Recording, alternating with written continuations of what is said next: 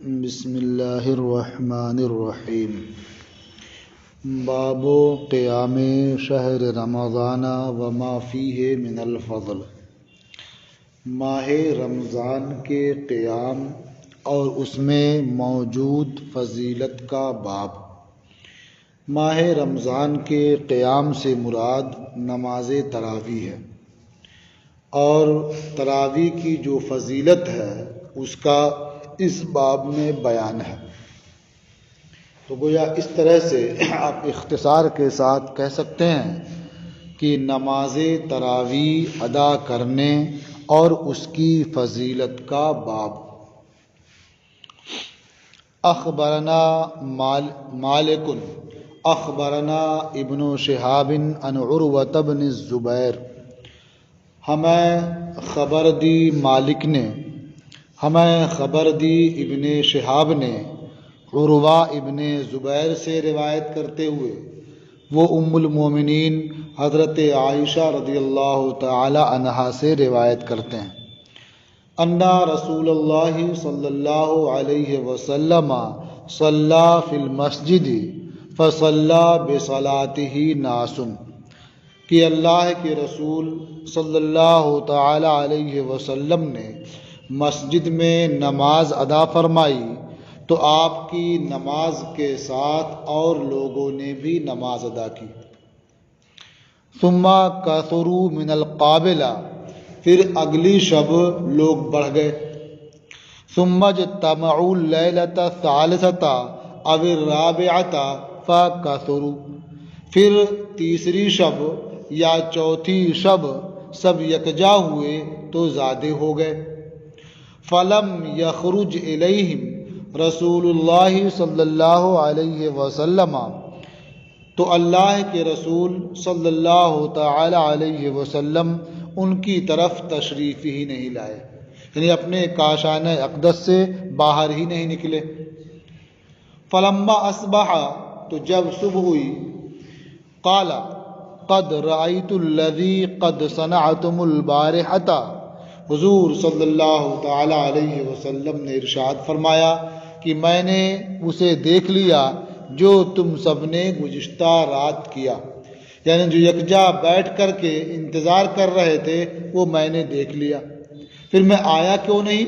کہتے ہیں فلم یمنعنی ان اخرج الیکم الا انی خشیت ان یفرض علیکم، تو مجھے تمہاری طرف نکلنے سے نہیں روکا مگر اس بات نے کہ مجھے اندیشہ ہوا کہ وہ نماز تم پر فرض کر دی جائے، ان یفرض علیکم، وہ تم پر فرض کر دی جائے۔ وذالک فی رمضان، اور یہ واقعہ رمضان میں ہوا، یعنی رمضان میں آپ تشریف لائے مسجد میں، نماز ادا فرمائی تو بہت سے لوگوں نے آپ کی نماز کے ساتھ نماز پڑھی، انہیں اقتدا کی، آپ کی شامل ہو گئے اس میں۔ دوسری شب اور لوگ بڑھ گئے، تیسری شب یا چوتھی شب بہت زیادہ ہو گئے تو سرکار ان کے پاس آئے ہی نہیں۔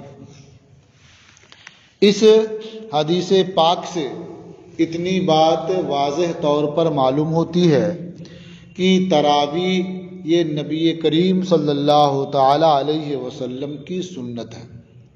حضور نے 3 شب یا 4 شب تراویح کی نماز ادا فرمائی اور اصحاب آپ کے ساتھ رہے۔ اس حدیث میں اس بات کا کوئی ذکر نہیں ہے کہ نبی کریم صلی اللہ تعالی علیہ وسلم نے کتنی رکعتیں پڑھائیں، کوئی ذکر اس میں نہیں ہے۔ اور یہ بھی معلوم ہوا کہ نبی کریم صلی اللہ تعالی علیہ وسلم نماز تراویح کو پسند فرماتے تھے، مگر اس کے باوجود آپ جب کثرت ہو گئی تو باہر تشریف نہیں لائے امت پر آسانی کے لیے، یعنی آپ نے امت پر آسانی کو ملحوظ رکھا، کہیں ایسا نہ ہو کہ اس پر مداومت کریں تو اللہ کی جانب سے یہ نماز فرض کر دی جائے اور امت کے لیے دشواری ہو۔ اب یہ کہ نماز تراویح کتنی رکعت ہے، تو اس بارے میں ائمہ ثلاثہ کا قول یہ ہے کہ نماز تراویح 20 رکعت ہے۔ اور امام مالک رحمۃ اللہ علیہ کے تعلق سے ایک قول یہ ہے کہ نماز تراویح 36 رکعت ہے۔ یہ صرف غیر مقلدین یہ کہتے ہیں کہ نماز تراویح 8 ہی رکعت ہے، لیکن صحابہ کرام کا اس بات پر اتفاق ہے اور اجماع ہے کہ نماز تراویح جب وہ ایک امام کے ساتھ پڑھنا شروع کیا تو جو موجود صحابہ کرام تھے ان کا اس بات پر اتفاق ہوا کہ ایک امام کے پیچھے ایک ساتھ نماز تراویح پڑھیں، اور وہ 20 رکعت پڑھتے تھے۔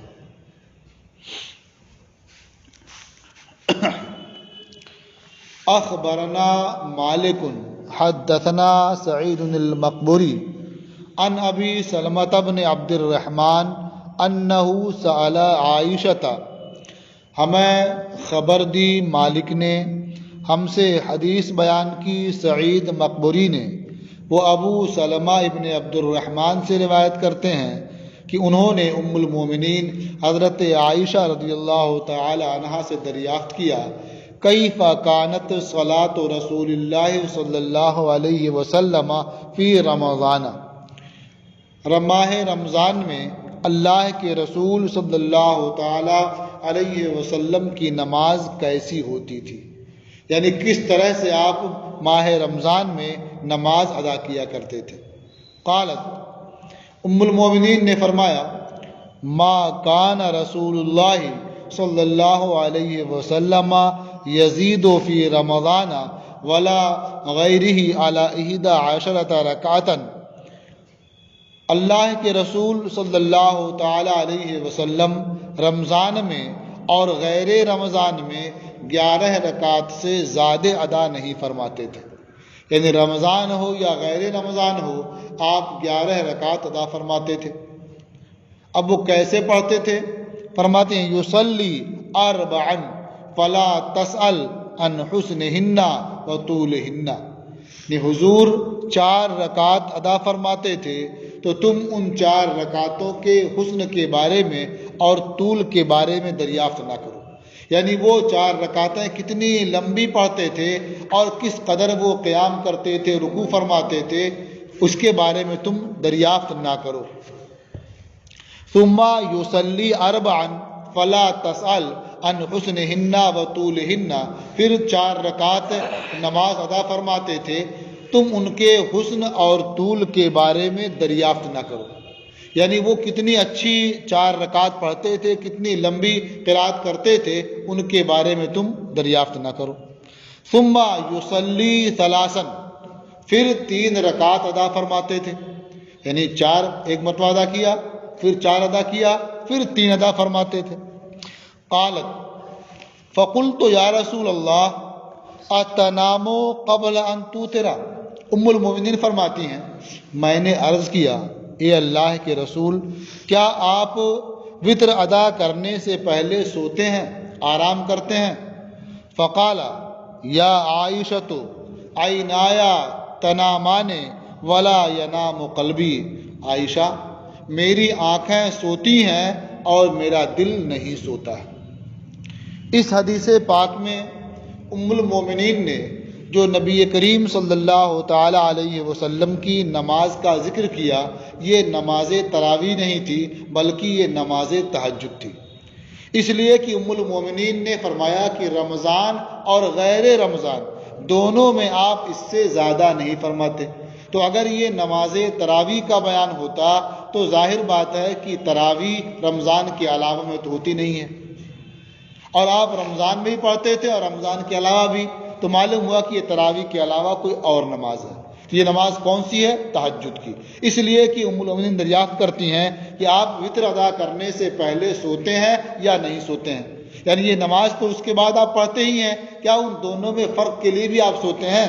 تو آپ نے فرمایا کہ میری آنکھیں سوتی ہیں، میرا دل نہیں سوتا۔ تو اس سے ایک بات یہ بھی سمجھ میں آئی کہ تہجد کی نماز جو آپ پڑھتے تھے، ظاہر بات ہے سو کے آپ اٹھتے پھر نماز پڑھتے تو 8 رکعت وہ تہجد کی ہوتی اور 3 رکعت آپ وتر ادا فرماتے، اور اس طرح سے 11 رکعتیں آپ ادا کرتے، رمضان میں بھی رمضان کے علاوہ میں بھی۔ اور رہا یہ مسئلہ کہ رمضان میں آپ تراویح کی نماز پڑھنے کے لیے مسجد تشریف لائے، تو اس کا بیان ام المومنین نے یہاں نہیں کیا ہے، وہ اب اس ان چیزوں کا بیان کیا جو ان کے حجرے میں حضور ادا فرمایا کرتے تھے۔ اخبرنا مالک حدثنا الزہری عن ابی سلمۃ بن عبد الرحمن بن عوف ان رسول اللہ صلی اللہ علیہ وسلم کان یراقب الناس فی قیام رمضان۔ ہمیں خبر دی مالک نے، ہم سے حدیث بیان کی زہری نے، وہ ابو سلمہ ابن عبد الرحمن ابن عوف سے روایت کرتے ہیں کہ اللہ کے رسول صلی اللہ تعالی علیہ وسلم لوگوں کو قیام رمضان کی ترغیب دیتے تھے۔ قیام رمضان سے مراد کیا ہے؟ رمضان کی رات میں فرض نماز کے علاوہ نماز ادا کرنا، یعنی نماز تراویح کی ترغیب دیتے تھے۔ من غیر ان یأمر بعزیمت، عزیمت کے ساتھ، حکم کے بغیر، یعنی آپ تراویح کا حکم وجوب کے ساتھ نہیں دیتے تھے، بس اس کی فضیلت بیان کرتے تھے، رغبت دلایا کرتے تھے۔ مثلا اس میں ایک فضیلت بیان فرمائی، فیقول، حضور ارشاد فرماتے تھے، من قام رمضان ایمانا واحتسابا غفر له ما تقدم من ذنبه، جو شخص رمضان میں ایمان کی حالت میں ثواب کے لیے قیام کرے تو اس کے پہلے کے گناہ بخش دیے جائیں گے۔ یعنی آدمی ثواب کی نیت سے ایمان کی حالت میں تراویح کی نماز ادا فرماتا ہے تو اللہ تبارک و تعالیٰ اس کی برکت سے جو اس کے پہلے کے گناہ ہیں وہ بخش دے گا۔ قال ابن شہاب، ابن شہاب نے فرمایا، فَتُوفِّيَ النَّبِيُّ صلی اللہ علیہ وسلم والامر علی ذالک، نبی کریم صلی اللہ تعالی علیہ وسلم کی وفات ہوئی اور معاملہ اسی پر رہا، یعنی تراویح کی نماز کی فضیلت بیان کی جاتی رہی، لوگ تنہا تنہا پڑھتے رہے اور اس کے بارے میں کوئی واجبی حکم نہیں دیا جا رہا تھا کہ لوگ ایک امام کے ساتھ یکجا ہو کر کے پڑھیں۔ اور یہی حال حضرت ابو بکر صدیق رضی اللہ تعالیٰ عنہ کے دور خلافت میں تھا۔ کہتے ہیں ثم کان الامر فی خلافت ابی بکر وصدرا من خلافت عمر علی ذالک، پھر حضرت ابو بکر کی خلافت کے زمانے میں اور حضرت عمر کی خلافت کے ابتدائی زمانے میں معاملہ اسی پر رہا، یعنی اس کی ترغیب دی جاتی رہی، لوگ اپنے طور پر پڑھتے رہے، کسی کو کوئی منع نہیں کرتا تھا بلکہ اور رغبت دیتے تھے۔ تو اس طرح سے تراویح کی نماز ہوتی رہی حضرت عمر فاروق اعظم رضی اللہ تعالیٰ عنہ کے دور خلافت کے ابتدائی زمانے تک۔ اب ایک سوال یہ پیدا ہوتا ہے کہ پھر اس طرح سے جماعت کے ساتھ ایک امام کے پیچھے 20 رکعت تراویح کب سے پڑھنے لگے، اور اس کی وجہ کیا ہے؟ تو جب سرکار کے زمانے میں نہیں پڑھتے تھے، حضرت ابوبکر کے زمانے میں نہیں پڑھتے تھے، عمر فاروق اعظم کے زمانے میں شروع میں نہیں پڑھتے تھے، جب تو صاف ظاہر ہے کہ یہ بدعت ہے۔ اور نبی کریم صلی اللہ تعالیٰ علیہ وسلم نے ارشاد فرمایا، کل بدعت ضلالہ، ہر بدعت یہ گمراہی ہوتی ہے۔ تو اس کا مطلب یہ ہوا کہ تراویح کی نماز اس طرح جماعت سے پڑھنا یہ بھی گمراہی ہے۔ تو اس کا جواب ڈھونڈنا ہوگا نا۔ اس کے لیے آپ یہ اگلی حدیث پڑھیں تو آپ کو سمجھ میں آئے گا کہ ہر بدعت گمراہی نہیں ہوتی ہے، اور کب سے ایک امام کے پیچھے نماز پڑھنا شروع کیا ہے نماز تراویح۔ دیکھیے، اخبرنا مالک اخبرنا ابن شہاب عن عروۃ بن الزبیر عن عبد الرحمن ابن عبد القاری، یہ نام عبد القاری نہیں ہے، عبد الرحمن ابن عبد یہ نام ہوا، القاری جو ہے یہ نسبت ہے ان کے قبیلے کی طرف۔ ہمیں خبر دی مالک نے، ہمیں خبر دی ابن شہاب نے، وہ عروہ ابن زبیر سے روایت کرتے ہیں، وہ عبد الرحمن ابن عبد القاری سے روایت کرتے ہیں، انہ خرج مع عمر بن الخطاب لیلۃ فی رمضان، کہ وہ یعنی عبد الرحمن ابن عبد حضرت عمر ابن خطاب کے ساتھ رمضان کی ایک رات نکلے، فَإِذَا النَّاسُ أَوْزَاعٌ مُتَفَرِّقُونَ، تو گئے تو دیکھا کہ لوگ متفرق جماعتوں میں ہیں۔ اب متفرق جماعتوں کا مطلب کیا ہے؟ کیا ٹولی بنا کے بات کر رہے ہیں یا کچھ پڑھ رہے ہیں؟ تو اس کا بیان یہاں ہے، یصلی الرجل فیصلی بصلاۃہ الرہط، ایک آدمی نماز پڑھ رہا ہے اور اس کی نماز کے ساتھ ایک جماعت نماز پڑھ رہی ہے، رہت کہتے ہیں 3 سے 10 تک کی جماعت کو۔ تو معلوم ہے کہ ایک آدمی نماز پڑھ رہا ہے، اس کے ساتھ 8-10 آدمی پڑھ رہے ہیں، کوئی آدمی نماز پڑھ رہا 5-6 آدمی اس کے ساتھ پڑھ رہے ہیں، کوئی ادھر نماز پڑھ رہا 3-4 آدمی ساتھ پڑھ رہے ہیں۔ تو اس طرح سے مختلف جماعتوں میں لوگ نماز پڑھ رہے تھے۔ فقال عمر واللہ انی لأظننی لو جمعت ہؤلاء علی قارئ واحد لکان امثلا۔ حضرت عمر نے فرمایا بخدا یقیناً میں یہ خیال کرتا ہوں کہ اگر میں ان سب کو ایک امام پر جمع کر دوں لکان امثلا تو ضرور یہ بہتر ہوگا، افضل ہوگا۔ یہ یعنی ابھی سب علیحدہ علیحدہ پڑھ رہے ہیں، 4-4 کی 6-6 کی 10 کی جماعتیں پڑھ رہے ہیں، تو اگر میں ایک امام کے پیچھے ان سب کو جمع کر دوں تو ضرور یہ بہتر ہوگا۔ ثم عزما، تو پہلے انہوں نے سوچا، پھر اس کا انہوں نے پختہ ارادہ کر لیا کہ ایسا کرنا ہی ہے۔ فجمعهم علی ابی ابن کعب، انہوں نے سب کو حضرت ابی ابن کعب پر جمع کر دیا، یعنی حضرت ابی ابن کعب کو امام مقرر کیا اور باقی لوگوں سے فرمایا کہ تم سب ان کے پیچھے نماز ادا کرو۔ قال، یہ عبد الرحمن ابن عبد وہ انہوں نے بیان کیا، ثم خرجت معه لیلۃ اخرى، پھر میں حضرت عمر کے ساتھ دوسری شب نکلا۔ یہ تو ایک شب کا واقعہ ہو گیا، الگ الگ دیکھا، انہیں یکجا کر دیا، امام مقرر کر دیا۔ پھر دوسری شب میں ان کے ساتھ نکلا، والناس یصلون بصلاۃ قاریہ، اس حال میں کہ لوگ اپنے امام کی نماز کے ساتھ نماز ادا فرما رہے تھے، یعنی حضرت ابی ابن کعب کو امام بنا دیا گیا تھا، وہ امامت کر رہے تھے اور باقی لوگ ان کے ساتھ نماز ادا کر رہے تھے۔ فقال نعمت البدعۃ ہذہ، یہ منظر دیکھ کر کے حضرت عمر فاروق اعظم نے ارشاد فرمایا کہ یہ بدعت کتنی اچھی ہے، نعمت البدعۃ ہذہ، یہ بدعت کتنی اچھی ہے۔ تو اس سے دونوں باتیں معلوم ہو گئیں، کب سے لوگوں نے ایک امام کی ابتدا میں تراویح کی نماز پڑھنی شروع کی، تو حضرت عمر فاروق اعظم کے اس حکم کے بعد سے لوگوں نے ایک ساتھ پڑھنا شروع کیا۔ اس حدیث کا جواب بھی ہو گیا جو حضور نے ارشاد فرمایا کہ نعمت البدعۃ، حضور فرمایا کل بدعۃ ضلالہ، ہر بدعت گمراہی ہے۔ یہاں یہ فرما رہے ہیں نعمت البدعۃ ہذہ، یہ بدعت کتنی اچھی ہے۔ اس کا مطلب کیا ہوا؟ کچھ بدعتیں گمراہی بھی ہوتی ہیں اور کچھ بدعتیں اچھی بھی ہوتی ہیں۔ تو معلوم ہوا کہ جو نئی چیز نبی کریم صلی اللہ تعالی علیہ وسلم کے منشا کے مطابق ہو، شریعت سے متصادم نہ ہو، وہ بدعت اچھی ہوتی ہے، اور جو بدعت شریعت سے متصادم ہو، نبی کریم صلی اللہ تعالی علیہ وسلم کی منشا کے خلاف ہو، وہ گمراہی ہوتی ہے۔ تو یہ بھی اگرچہ نئی چیز تھی کہ ایک امام کے پیچھے سب کا پڑھنا، یہ سرکار کے زمانے میں نہیں تھا، خلیفہ اول کے زمانے میں نہیں تھا، اگرچہ یہ بعد میں ہوا، لیکن چونکہ یہ سرکار کی منشا کے مطابق تھا۔ کیسے معلوم ہوا؟ کہ حضور پڑھا رہے تھے لیکن لوگ بڑھتے چلے گئے، تو حضور کیوں نہیں آئے؟ اس لیے نہیں کہ ناپسند تراویح، اس لیے نہیں آئے کہیں ان پر فرض نہ ہو جائے۔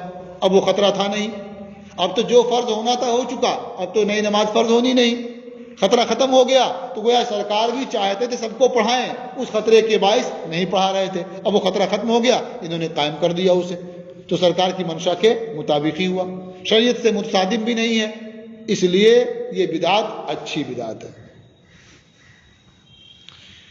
اور ایک بات اور ارشاد فرمائی، واللتی ینامون عنہا افضل من اللتی یقومون فیہا، یعنی تراویح کی نماز سے فارغ ہو جانے کے بعد بہت سے لوگ سو جاتے تھے، پھر تہجد کے لیے ان کا اٹھنا مشکل ہوتا تھا تو وہ نماز رہ جاتی تھی۔ تو آپ نے ارشاد فرمایا کہ وہ وقت جس سے غافل ہو کر کے لوگ سو جاتے ہیں، یہ افضل ہے اس وقت سے جس میں لوگ قیام کرتے ہیں۔ مراد کیا ان کی؟ یعنی یرید آخر اللیل، ان کی مراد رات کا آخری پہر ہے۔ رات کا آخری پہر یہ عبادت کے لیے زیادہ مناسب ہے، افضل ہے، اور لوگ اس سے غافل ہو جا رہے ہیں، اور جو ابتدائی پہر ہے اس میں قیام کرتے ہیں، تراویح کی نماز پڑھتے ہیں۔ وَكَانَ النَّاسُ يَقُومُونَ أَوَّلَهُ، اور لوگ اس وقت اول شب میں قیام کرتے تھے، اس لیے آپ نے فرمایا کہ قیام اول شب میں کریں لیکن تہجد سے غافل نہ ہو، کیونکہ وہ بہت افضل وقت ہے، بہت بہتر وقت ہے۔ قال محمد قال محمد و بہذا کلہ ناخذ، امام محمد رحمۃ اللہ علیہ نے فرمایا ہم ان سب کو اختیار کرتے ہیں۔ تراویح کے تعلق سے جو آپ نے پڑھا وہ اختیار کرتے ہیں، اجمالاً اس کا بیان کر دیتے ہیں۔ لا باس بالصلاۃ فی شہر رمضان ان یصلی الناس تطوعا بامام، یعنی ماہ رمضان میں نماز پڑھنے میں کوئی حرج نہیں ہے کہ لوگ ایک امام کے پیچھے تطوع نفل نماز ادا کریں۔ اب ظاہر بات تراویح کی نماز نفل تو نہیں ہے اصطلاح میں، تطوع اسے بھی کہا، تو آپ یہ اس سے پہلے بھی سن چکے ہیں کہ تطوع لفظ بولا جاتا ہے فرض اور واجب کے علاوہ کے لیے، تو یہاں اگرچہ یہ سنت ہے تطوع کا لفظ سے بھی شامل ہوگا۔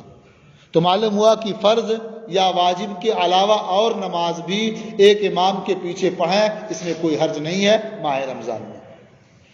لأن المسلمین، اب کیوں حرج نہیں ہے تراویح امام کے پیچھے پڑھنے میں؟ اس کی دلیل لأن المسلمین قد اجمعوا علی ذلک، اس لیے کہ مسلمانوں کا اس پر اجماع ہے، یعنی حضرت عمر فاروق اعظم نے جب ایک امام کے پیچھے سب کو پڑھنے کے لیے کہا، سب نے پڑھنا شروع کر دیا، کسی نے اعتراض نہیں کیا، وہ سب کا اتفاق ہو گیا اس پر۔ تو معلوم ہوا کہ ماہ رمضان میں تطوع یعنی نماز تراویح ایک امام کے پیچھے پڑھنے پر سب کا اجماع ہے۔ وَرَآهُ حسنا، اور ایک دلیل، ایک تو اجماع ہو گیا، دوسری دلیل یہ ہے کہ سب نے اسے بہتر جانا، یعنی الگ الگ پڑھنے کی بنسبت ایک امام کے پیچھے پڑھنے کو بہتر جانا۔ اور نبی کریم صلی اللہ تعالیٰ علیہ وسلم کا ارشاد ہے کہ مومنین جسے بہتر جانا ہے وہ اللہ کے نزدیک بھی بہتر ہے، اور جسے قبیح جانا ہے وہ اللہ کے نزدیک بھی قبیح ہے۔ تو اس لحاظ سے بھی نماز تراویح جماعت کے ساتھ پڑھنا یہ بہتر ہے۔ وقد روی عن النبی صلی اللہ علیہ وسلم انہ قال، اور نبی کریم صلی اللہ تعالی علیہ وسلم سے مروی ہے، انہوں نے ارشاد فرمایا ما رآہ المؤمنون حسنا، جسے مومنین بہتر خیال کریں تو وہ اللہ کے نزدیک بہتر ہے، وما رآہ المسلمون قبیحا فہو عند اللہ قبیح، اور مسلمان جسے قبیح جانے وہ اللہ کے نزدیک بھی قبیح ہے۔ تو یہ باب ختم ہوا۔ اب انشاءاللہ اس کے بعد آپ پڑھیں گے باب القنوت فی الفجر۔